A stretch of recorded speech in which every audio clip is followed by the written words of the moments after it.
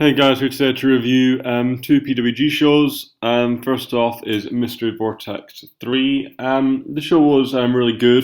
I thought a couple really strong matches of notably Strong Bailey and Sabre Hero. The rest of the card was pretty strong, so it turned out to be a pretty good show. The show opened up with Johnny Gargano versus Tommaso Ciampa, which was a pretty good opener. Kind of spot after spot after spot, kind of fast pace. So the number of star ratings I can kind of allow myself to give this is limited.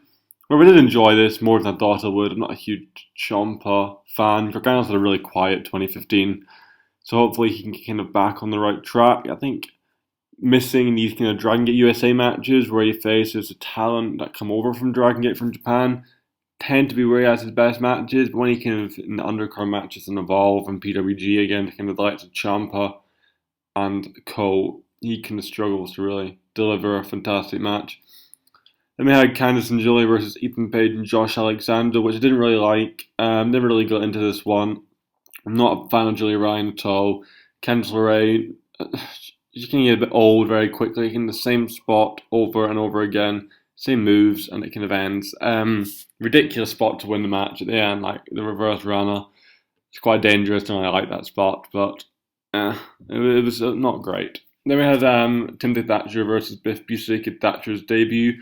This was a really good match. I really enjoyed this. I'm quite a fan of this kind of mat, technical kind of stuff. I was a huge Zack Sabre Jr. fan.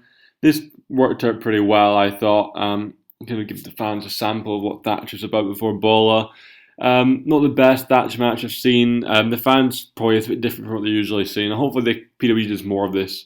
Because as you see by Sabre and Hero later on in the show, it's this kind of match that can diversify PWG a bit more rather than it being a wee bit kind of stale in the kind of flippy high-flying matches, which are good, but there's only so many of those you can have on one card. And then we had Roderick Strong versus Mike Bailey, which was awesome. This was really, really, really good. I love this thing. Strong's just having such a great 2015, and this match just shows how good he really is. Mike Bailey and him just worked so well together. It just seemed to click, and these guys had a quality match. Give it 4 stars. It was great stuff. Then we had Brian Cage versus John Silver, which had a pretty tough time in between these two big matches, and it was okay. It's pretty average for what you'd expect. I'm not a huge Brian Cage fan. John Silver's pretty entertaining, but it was pretty good. Then we had Zack Sabre Jr. versus Chris Hero, which was an amazing match. This was incredible. This is top 20 match of the year match, I would say. It's just so awesome. Sabre Jr. is just on a completely different level from everyone else, I think, at the moment. I think he's one of the best wrestlers on the planet at the moment, top 3.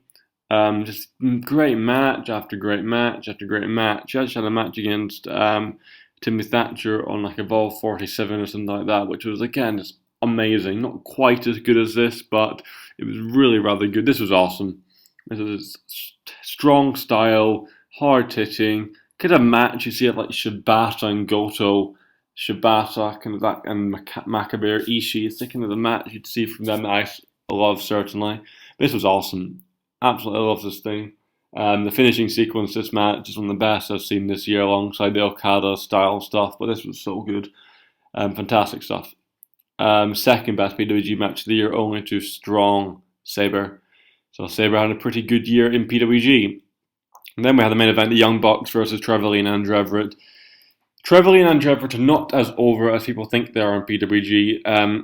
The Young Bucks are more over than every other tag team on the planet, but it kind of didn't really work to the advantage of Trevor Lee and Andrew Everett here. They kind of seem like really kind of small fish in a big pond. The match itself was okay. Like, it was really good, but like when it comes to Young Bucks matches, it was okay.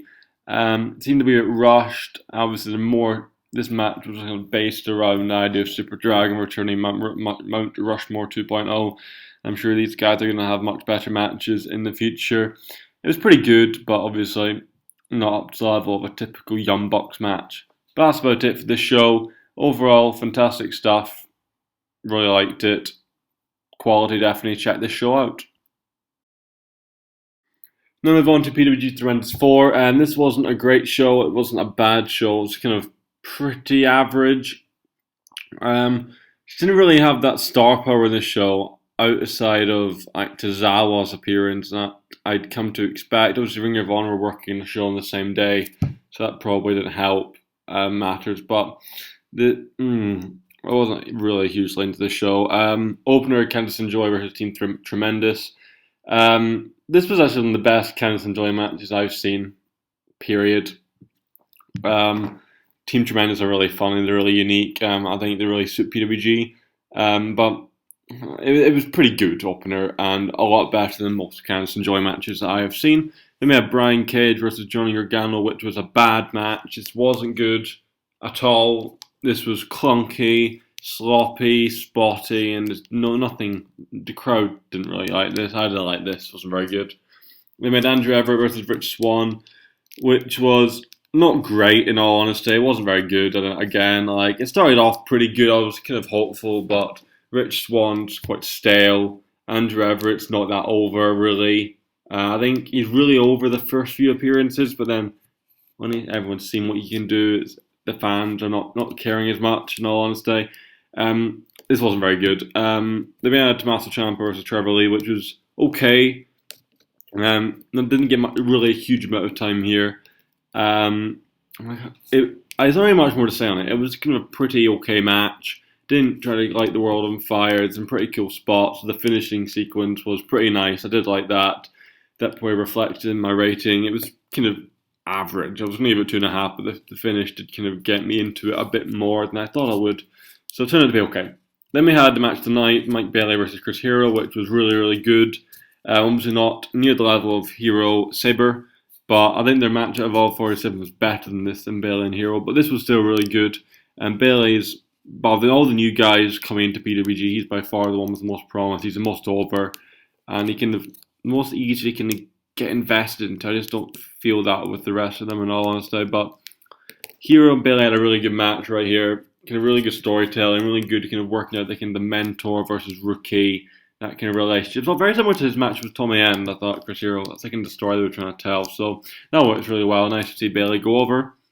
And we had Ricochet versus Akira Tozawa, which is a match that was pretty good. I enjoyed it, but it was gotta feel underwhelmed by this match. You're kind of expecting a lot more from what you got. The guys just didn't really seem that motivated to go and have a great match. I didn't like the story they were telling. I was just listening to my Facebook page, Independent Wrestling, if you want to give it a follow. But I was really thinking about having Tozawa face Hero, and it'd be much easier to get behind Tozawa because Tozawa is the kind of guy where you need him to be the underdog, the guy who's fighting back against the odds. But against Ricochet's best friend, Ricochet also kind of adopts that persona of the underdog. Having two guys adopting that persona just didn't work. The crowd didn't really know who to get behind. It's a wee bit kind of mixed. The crowd loved Tozawa, but they also love Ricochet. So that dynamic just didn't allow the match to develop drama, didn't allow the match to kind of hit that next level. That being said, it was an enjoyable match.